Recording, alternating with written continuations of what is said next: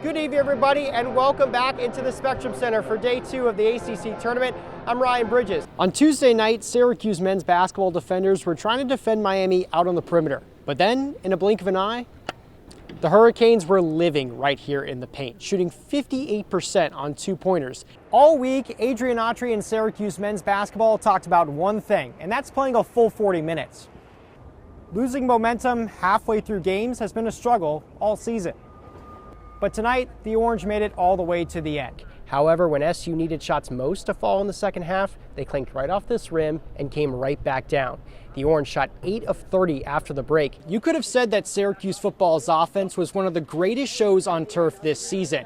But the greatest shows always have a great grand finale to go along with it, and the Orange certainly provided that, scoring a season-high 52 points. At one point, they lost 10 games in a row, but head coach Bill Courtney is saying this is a team in the last 2 weeks that's playing its best basketball, and that's certainly reflective of what happened the last time they were here inside the Watsco Center. But one place where Syracuse and Adrian Autry could not turn to very often was down here at the bench.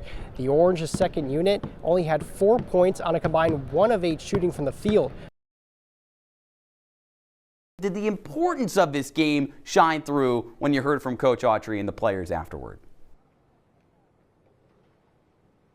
I think especially when you hear from the players, Ian, that was certainly the case. That was the resounding answer that I got from a lot of the players. Kyle Cuff said that there was an energy shift this week. And I also think that having that week-long break really helped out Syracuse. I think Cuff actually said the most important thing that I heard was that this team was playing with nothing to lose. That's a little ironic because this team had probably more on the line tonight than they've had in the past month.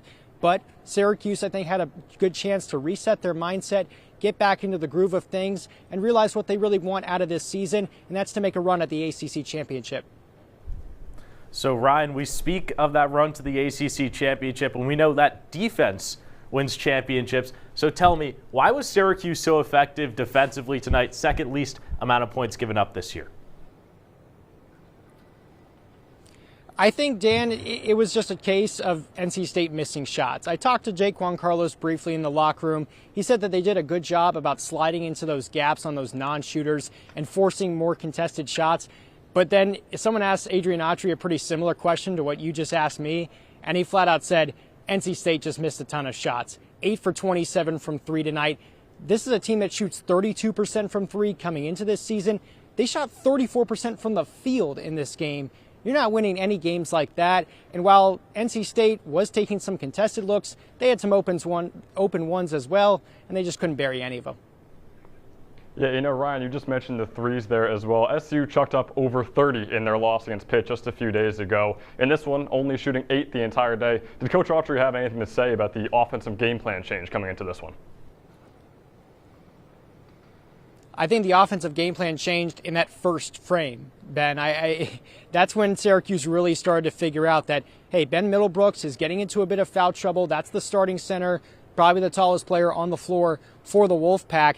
That means you got to go inside to Eddie Lampkin, Jair Davis, and that's where they started to have their bread and butter. There was one point in that first frame where Lucas Taylor, at the end of a shot clock, chucked up a 3 from the left wing. It actually swished clean through the net, and as Adrian Autry was walking back to his bench and sitting down with the rest of his staff, he was still shaking his head because of the fact that they could have got a better high percentage look down low. So even though the Orange were hitting those threes at a decent clip, 3 for 8 is something that you'll take if you're Syracuse, he still wanted them to go down low more, and they did that tonight with 46 points in the paint.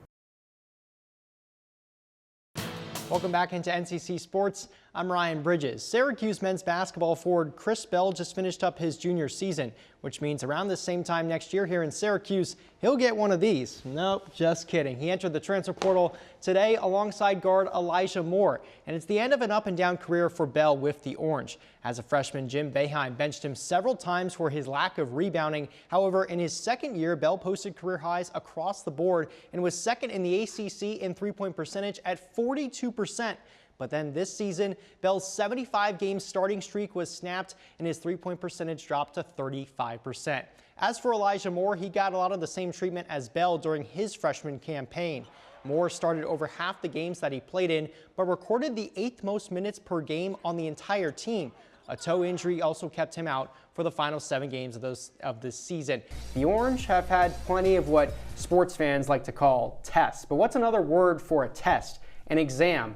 But SU treated its matchup against Manhattan yesterday more like an in-class assignment. Let me show you exactly what I mean. Syracuse beat the Jaspers by 16-3 last season, but they had a scoreless first quarter. They won all the face-offs in the first quarter, but off of this rebound, it's going to be Drew Heiner picking it up and firing it past Jimmy McCool. 1-0 the score after 1 in the JMA Wireless Dome. And then eventually Syracuse woke up, and Trey Deer woke up in this game. Career high, 4 goals for him. That was probably his best one of the day, a BTB off the X pass from Joey Spallina.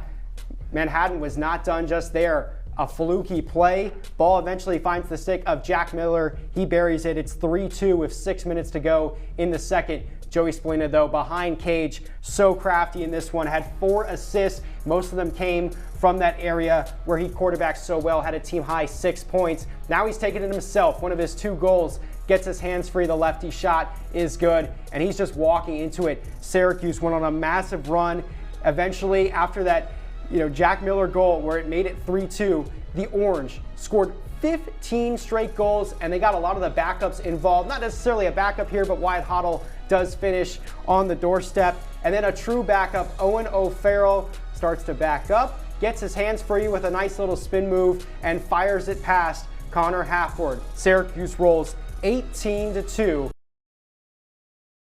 Welcome inside our Citrus TV studios for this edition of Orange Press Pass. Syracuse men's basketball falling to Clemson 86-72 tonight. I'm Ryan Bridges, Gino Antamarino, Josh Solomon here with me to break this whole game down. The scoreline suggests that the Orange only lose by 14, guys. They were down by as many as 24 in this game. Really fell apart on the offensive end. Gino, what's your first thought? That's a recipe for disaster. A recipe for disaster indeed. You guys might not see a lot of stagnant offense on these highlights we're about to show you. That's because it's going to be a lot of Clemson scoring. They put up 86 points against Syracuse tonight, improved to 11-1 inside Little John Coliseum. Let's go out to Clemson, South Carolina. The Orange definitely need some more scoring going forward, especially with the loss of J.J. Starling. So there's mainly 3 guys that they're playing around with in that backcourt.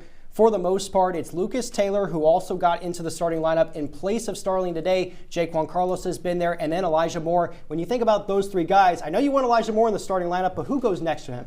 Josh, we'll start with you, but Andrew talked about it a little bit just now. The live ball turnovers led to those fast breaks, and then Syracuse just couldn't get set on defense. Hosting Pittsburgh inside the Dome, a Pittsburgh team that got off to a 12-2 start, but you see at the bottom of your screen, they've lost 4 straight. Does Syracuse have any chance, guys?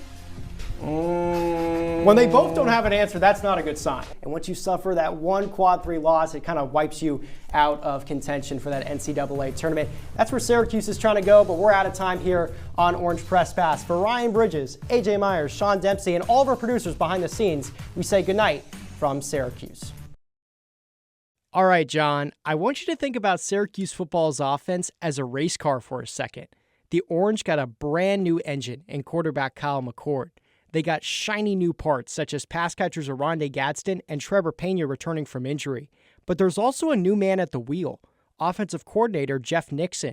SU quarterback Kyle McCord describes what has made the offense work so well.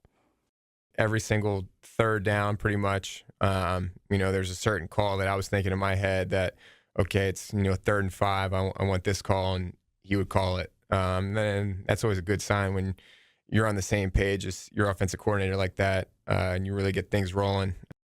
Nixon's got the Orange firing on all cylinders in his first 2 games at coordinator. Syracuse has scored over 30 points in both contests, while averaging almost 500 yards of offense. Last season, those numbers were down to 23 points and around 350 yards per outing. SU should have some success against Stanford this Friday. The Cardinal allowed 34 points and over 450 yards in Week 1. The first ever meeting between the 2 programs begins at 7:30, and WAER's countdown to kickoff begins at 7. Also on the Hill, Syracuse men's soccer took down Canisius 5-1 last night. The 5 goals are the most that SU has scored in a game since last November. That was in large part due to recording a season-high 29 shots. And finally, the Yankees beat the Mariners 11-2 last night. New York has won 5 out of its last 6 games. The Pinstripes are 2 games up on the Guardians for first place in the American League. I'm Ryan Bridges, WAER Sports.